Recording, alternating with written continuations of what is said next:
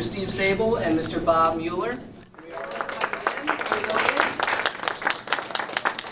Give him just a few minutes to explain his artistic principles and how he came to build this massive collection. Mr. Mueller. Well, thank you. First off, a toast to you. Thank you. And to the Canton Hall of Fame, and to my good friend Steve Sable. What I thought the best way to do this is to introduce myself by allowing NFL Films to introduce me. Opportunities from the obsession. Well, NFL Films decided it was a story they just had to tell. At the age of 47, decided he needed to start painting pictures of Dick Butkus. Like the way he describes it is like the scene in Close Encounters of the Third Kind, where when Richard Dreyfuss with the mound of potatoes just starts doing the thing over and over and over again, keeps creating the same image. That's what happened with this guy. He started painting his boyhood idol. Often ask yourself, what do I want? Ask yourself, what do I want? What do you want? What are you interested in? I want you to ask yourself, what do I want? If you'll get up every so often and ask yourself, what do I want? I got on eBay and it had a question, or at least I took it as a question of, what do you want to do, or what are you interested in? And I went, what am I interested in? I'm interested in Dick Butkus. So that weekend, I personally discovered eBay. It may have existed before, but once it becomes into my consciousness, it's actually like It became just like TV, eh? That's right. So I got on this eBay and I went, gee, well, what am I interested in? I don't know.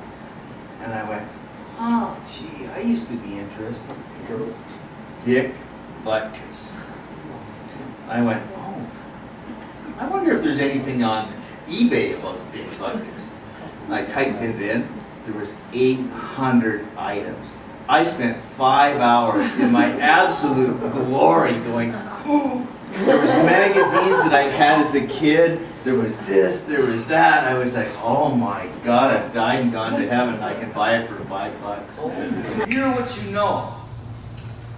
Be fearless of the unknown. Because what you know is so limited. The world of possibilities is in what you don't know. And I don't care whether you're 5 years old, 55 years old, 85 years old, the stuff you don't know is where the future is. Because all you know got you to this point. And if you think that you know it, and you know it all, regardless of how old you are, you have made a serious mistake and you have given up on your life. You see, my story is the story of self.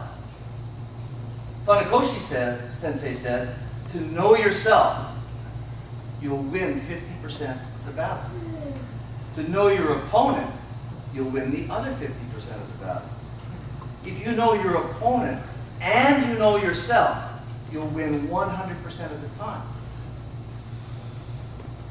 So what do most people focus on? Thing that we can't control and try to control that. The only thing that you can control is what? Yourself. You're here to learn about self. It's the only thing. So my story of self is I realized myself is not yourself, and myself is the only self I'm interested in. I may love you, I may like you, I might want to be with yourself, but I'm not. I walked in the art store and the word of the liar said, I used to be an artist when I was a kid, and I kind of like to paint. What do I need? Well, I left $600 lighter with all this stuff and a book of how to paint. But I just couldn't stop. And so I'm painting and I'm painting and I'm painting and I'm doing this and I'm reading this stuff. And I don't read, but if a magazine came with something in Dick Butkus from eBay, I'd run to the couch, lay down, and I'd read it. I was, oh man, it was so much. I still get charged thinking about it. Finding Your Butkus is a story that I sent 3 years ago to Steve Sable, the president of NFL Films, in a moment of absolute frustration, where I had already accomplished things. I'd met my boyhood hero, Dick Butkus. I'd done this. I created a great line of greeting cards that had gone to Hallmark, and I thought that I was about to become Bill Gates. I was going to be that rich and famous, and it was going to be all wonderful. And within a couple of months, it was all starting to just take the deep six and dive. And I went, if this is so true, if this has all been so real for me, how come everything is starting to implode upon itself? I was watching a film, a motivational thing, I forget what it was, and the guy got on there and said, you know, if you have a good idea you really like, don't delay, and do it. I went, all right, I'm writing a letter. So I sat down and I wrote this letter to Steve Sable, and I was about to mail it, and I got chicken. NFL Films, you don't know, is the biggest filmmaker in the world. There is no one bigger than NFL Films, not Paramount, not MGM or any of those stuff. NFL's together, and I got scared. I phoned my son. My oldest son runs the karate schools now, and he's sort of a confidant, and we talk a lot back and forth. And I told him, I'm going to write Steve Sable, I'm going to tell him all about my story, and I'm going to send him that film, you know, that one we did with Dick Butkus, and I cut some stuff together with him doing karate, and he said, oh, Dad. He says, you know, I usually kind of go for your crazy ideas, and that's okay, but oh man, you know, they got lots of lawyers there, and we used their film, and there's copyrights. He says, you're gonna get in trouble. So I sat on that letter. Then as happenstance would happen, or synchronicity would happen, I was watching this film again. The guy says, Eric, if you have a great idea, don't hesitate, just do it. Okay, I'm going down and I'm sending that letter. So I sent the letter. 3 weeks later, I get a phone call. Answer the phone. It says, it's so-and-so from NFL Films. Yeah. Sounded like a lawyer. Am I in trouble? The guy says, no. I says, well, you know, I was kind of worried because of copyright. He says, well, you know what? Maybe if you'd sent that to somebody else, but you sent that to the one guy in the world who got Steve Sable. And we'd like to come and film your story. As I always looked at it, when hardship happened, there was a result that usually led to something good. Take any person who's, let's say, 60 years older or so, you ask them, tell me about your life. What do they tell you? Well, you know, I had this time where it was really tough and I got through it and I felt really good. If you ask somebody who's ever been to war, what do they tell you? They don't tell you about the horrendous carnage or anything. They say, well, you know, my buddies and I, we got through this thing. We were afraid, and we didn't know what was going to happen. We thought we were going to die, and we survived. People rarely tell you, you know what? I was walking down the street, sparks were flying out of my rear.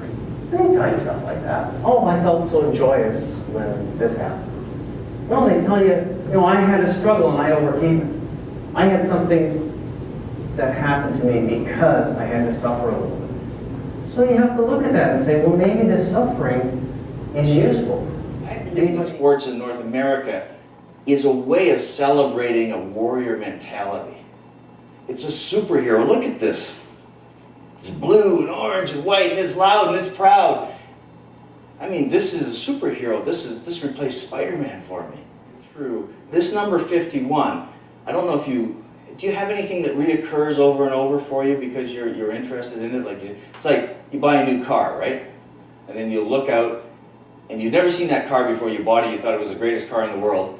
The minute you buy it, you look around and, oh my God, everybody has this car. I'm like the last person on the planet to own this car, and it's the exact same color I have. And you almost feel kind of disappointed. For me, I notice if I'm watching a football game, there'll be the last 51 seconds of the game. It always seems to stop at 51 when I notice it.